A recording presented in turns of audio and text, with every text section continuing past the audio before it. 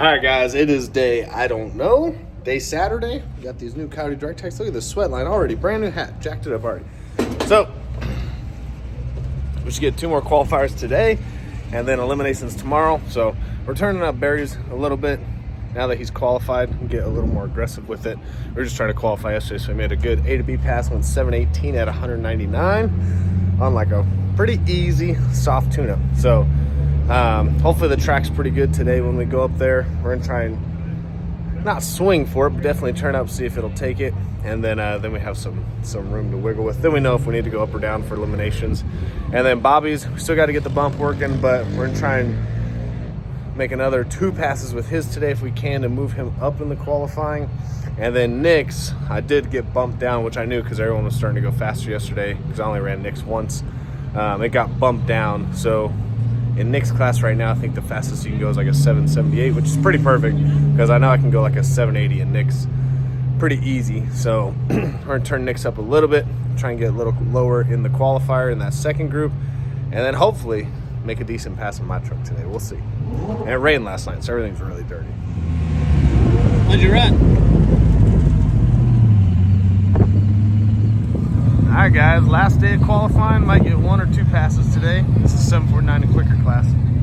Fast people. Barry's qualified number 6 right now. And then Bobby, we're gonna try and get him in this elite class, hopefully. But the bump spot is like a 760, so gotta go pretty fast to get in this class.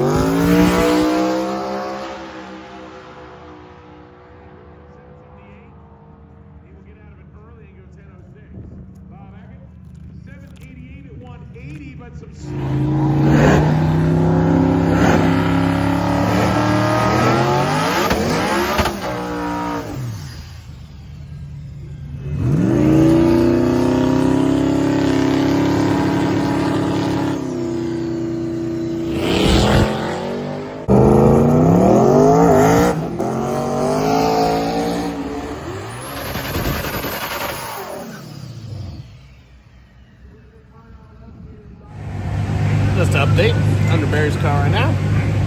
My truck blew a different intercooler pipe off, so that's awesome. Jay can't drive, so It's not Jay's fault. it's Jay's fault for sure. Barry went a fucking 6, so fuck y'all. I don't want to hear no one talk shit no more. If you want to run Barry, call, get 10 grand before you talk to me. That's cool. We can tighten all these. But yeah, I blew another intercooler pipe off, so I'm frustrated. Jay's driving the truck. I'm gonna drive it. Is my transmission fucking apart? Jose Jimenez right hand side in the dirty taco out of Houston. I need that. This guy shows up already bitching. talking shit. The driver is out of Houston. Normal TX2K shit, pulling the motor out. Jay, you pulling the motor out?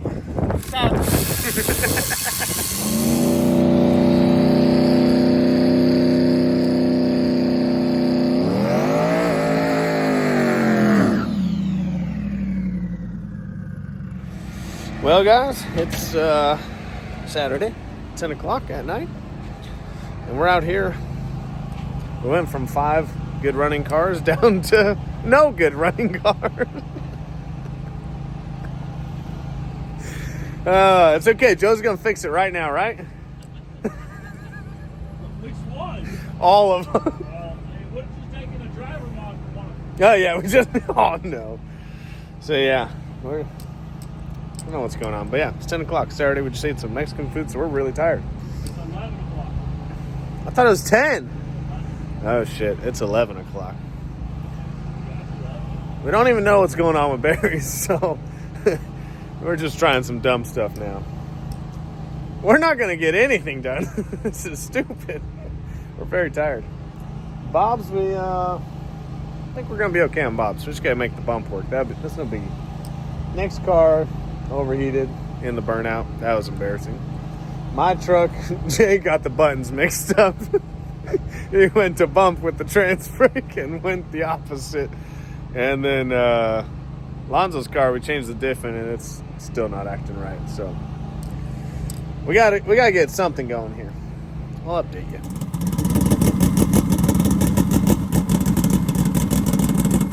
Well, guys, it's Elimination Day. It's Sunday.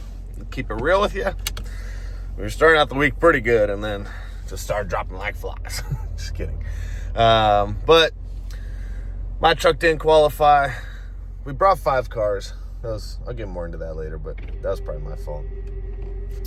So my truck didn't qualify. Lonzo's car didn't qualify. I had troubles with that one too towards the end of the week. And then qualified with Nick's car in the slower class, which I really was trying to get Nick's into the second class, but the car randomly, I say randomly, I think the fan stopped working for some reason. Relay or something went out. So it overheated in the burnout. So I didn't get to make my last qualifier, which I was going to run a 7 on that one so we could get into the second class. Bob's qualified so Nick's number 1 in the third class, which is the slower class. But I don't think we're going to get to run his today because I haven't fixed the overheating issue. So I think we're going to take that one out. And then Bob's, he's like number 7 in the second class because we only got 2 passes with his. And the fastest you can go in that class now is a 776, I believe. And then Barry is in the Elite, and he's qualified number 5 or 6. It's pretty wild. The streetcar Elite class, the top 6 are running 6s. It's pretty insane to say that. So, yeah, we're going to go get the cars ready, but I think we're just going to be running Bob's and Barry's. As Nick's, I don't feel comfortable with since it overheated in the burnout. We haven't really had a chance to fix it. We tried last night and it got pretty hot pretty quick, so probably safe to pull that one out. And then I don't even want to talk about my truck because that thing pisses me off this week. So we'll see you guys at the track for the last day of TX2K and see how it goes.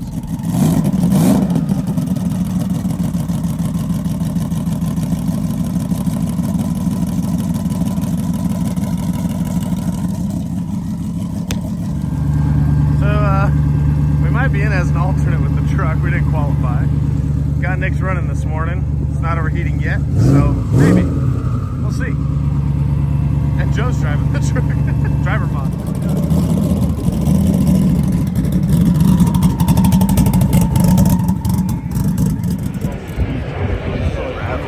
Everyone in that industry.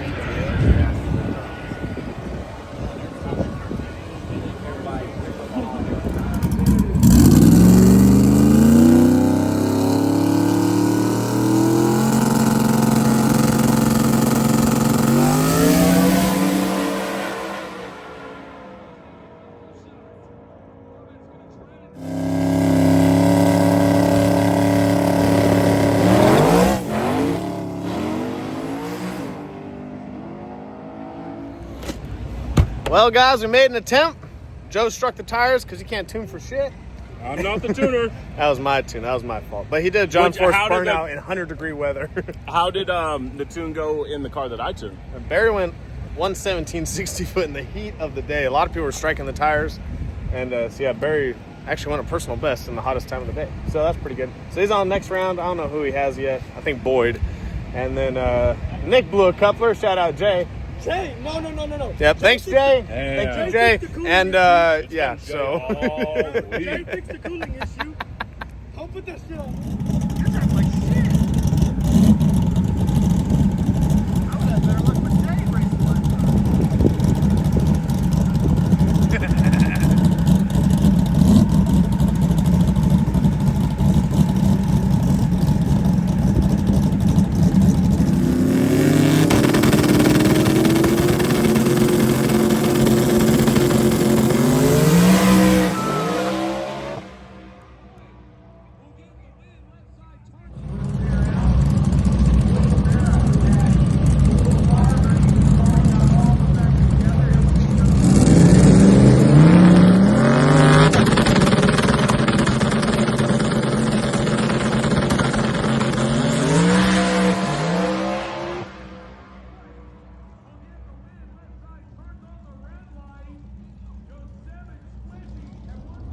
Well, guys, we finally did it.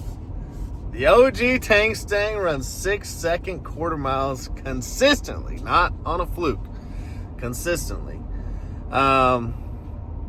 Little wrap up on TX2K. Just had, I think I've already said it probably, but just brought too many cars, not enough people to work on them. Even when there's not major stuff going wrong, there's a lot of maintenance, you know, on the cars in between rounds, checking over things. And unfortunately, my truck got pushed to the side, and Nick's car kind of did, because we were so focused on, or I was so focused on Barry's and Bobby's being a new build. You know, it just had some new car blues. You know, that's just how they go. It's a fresh build. Nothing major happened, but stuff that's constantly got to be changed, where my truck and Nick's car, usually they're pretty straightforward, but I never really got the chance to look over them, tighten clamps up, just stupid stuff that kills you when you're racing. So unfortunately, my car and Nick's car didn't do well.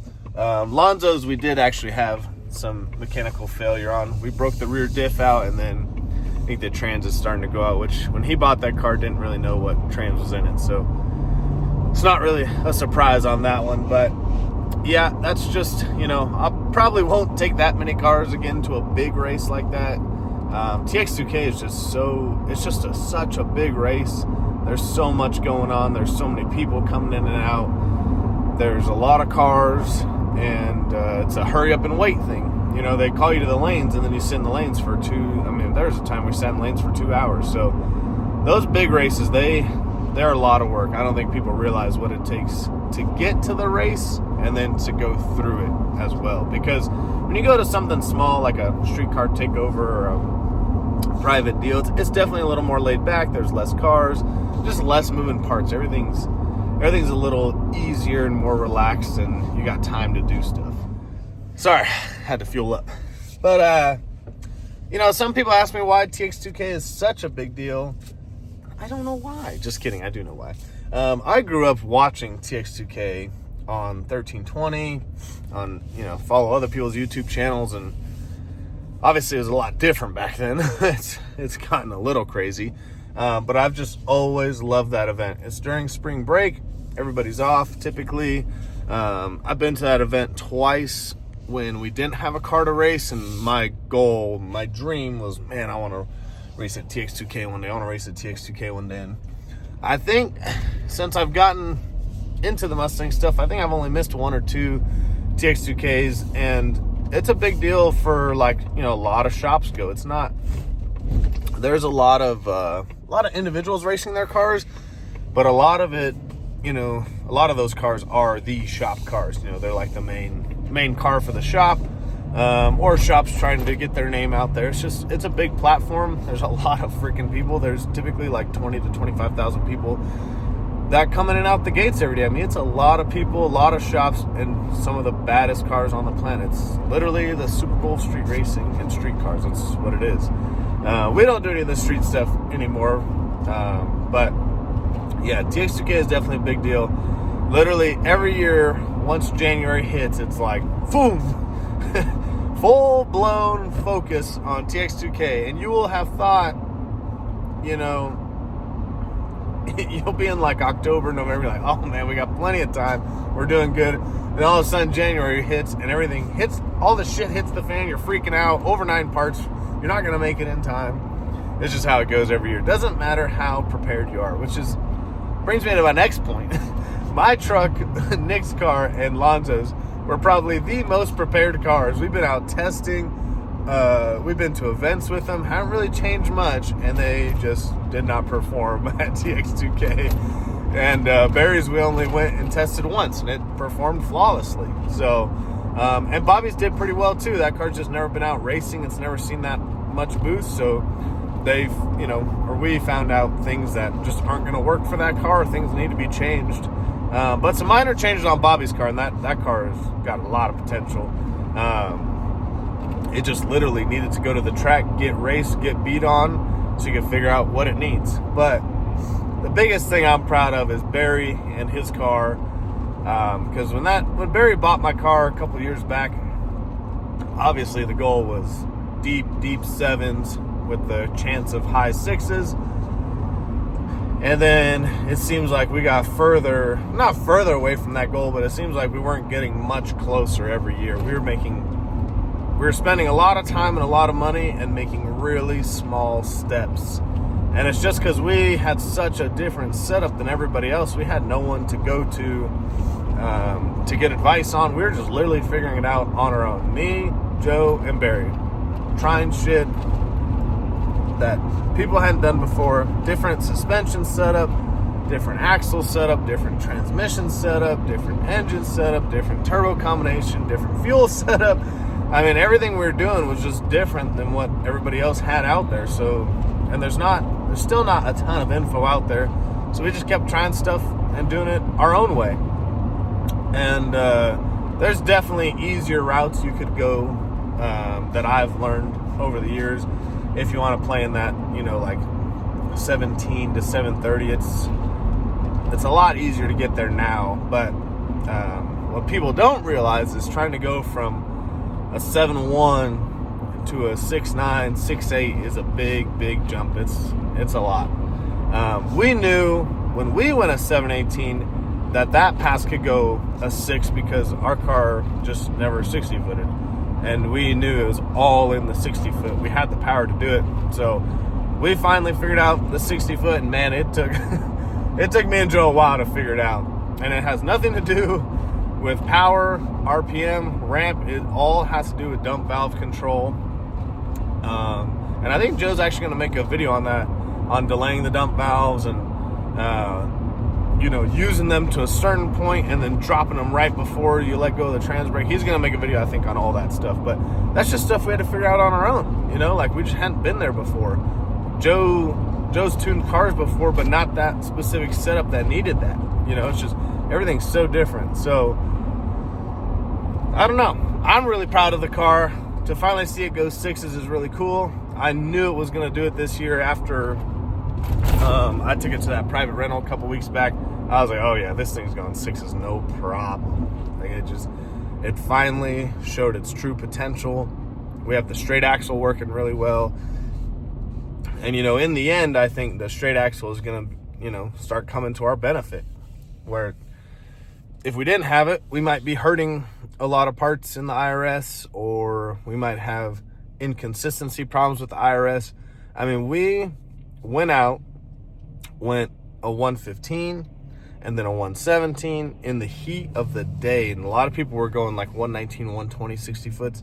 And Joe loaded a tune-up for a 117, and it just took it. And that's, the benefit of the 4-link is once you figure it out, they're so consistent. And once you really understand how they work and understand how the track works, and I'm not the best at this, but they have so much more adjustability and advantages where, an IRS car might go out there and load the same tune-up you do, and they might spin. It's just IRS can be really inconsistent, but IRS can also work really well on certain surfaces. We've seen that. We just know that the service has got to be really, really good for an IRS car to go as fast as like a 4-link straight axle car on the same surface. So they just need a little bit better prep, whereas we might be able to go better 60 on less prep. We just have more adjustability. That's just the fact of it. But these IRS cars are freaking flying. So yeah, first round we raced, so Barry went a 6.9, and then the next day, first round, raced a twin turbo C5. Super nice car. That guy wheelied like half the track. But Barry went a 6.9 again in the heat.